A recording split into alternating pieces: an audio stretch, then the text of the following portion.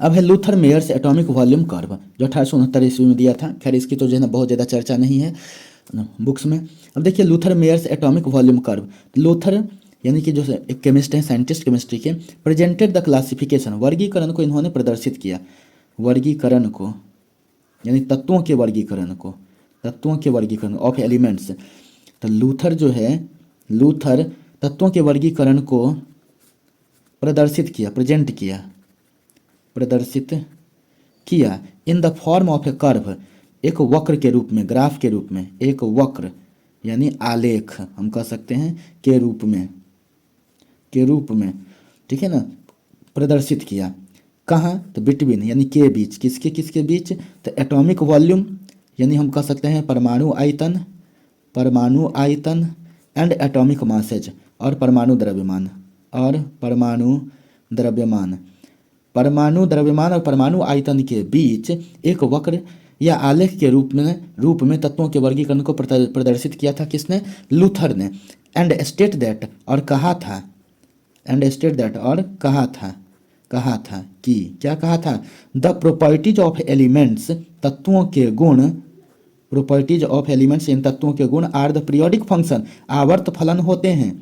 आवर्त फलन का मतलब होता है एक निश्चित अंतराल के बाद समान गुण वाले एक साथ आकर के इकट्ठा हो जाना, एक साथ आ जाना समान गुण वाले, तो आवर्त फलन होते हैं।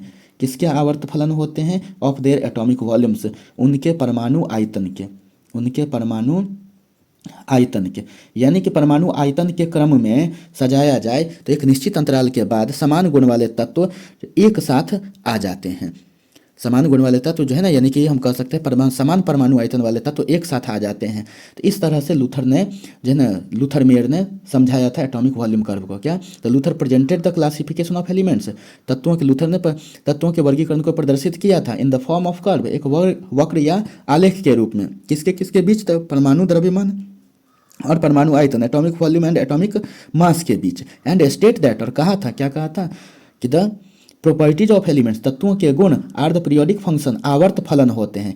यानी कि लगातार अगर हम बढ़ते क्रम या घटते क्रम में ले जाएं तो एक निश्चित अंतराल के बाद से दोहरा करके समान गुण वाले तत्व एक साथ आ जाते हैं, यानी कि समान परमाणु आयतन वाले एटॉमिक वॉल्यूम वाले तत्व एक साथ आ जाते हैं। इसी को कहते हैं periodic function of their atomic volumes, यानी उनके पीरियोडिक फंक्शन। कहीं पर भी पीरियोडिक फंक्शन की बात होगी तो इसका मतलब क्या? एक निश्चित अंतराल के बाद दोहराना।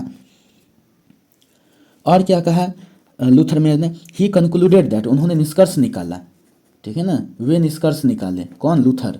वे निष्कर्ष निकाले, वे निष्कर्ष निकाले दैट की, क्या निष्कर्ष निकाले?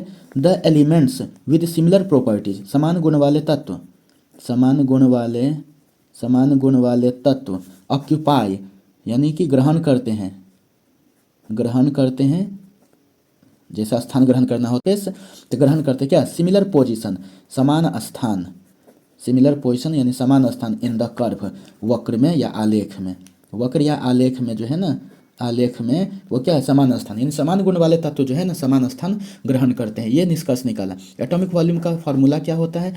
तो मास बाय डेंसिटी यानी मॉलिक्यूलर मास बाय डेंसिटी, ये हो गया एटॉमिक वॉल्यूम का फॉर्मूला। इसी के आधार पर जो है एक कर्व यानी कि आलेख खींचा जाता है, तो समान गुण वाले तत्व उस आलेख में एक जगह पर पोजिशन पाते हैं, जगह पाते हैं। यही था लूथर मेयर का एटॉमिक वॉल्यूम कर्व।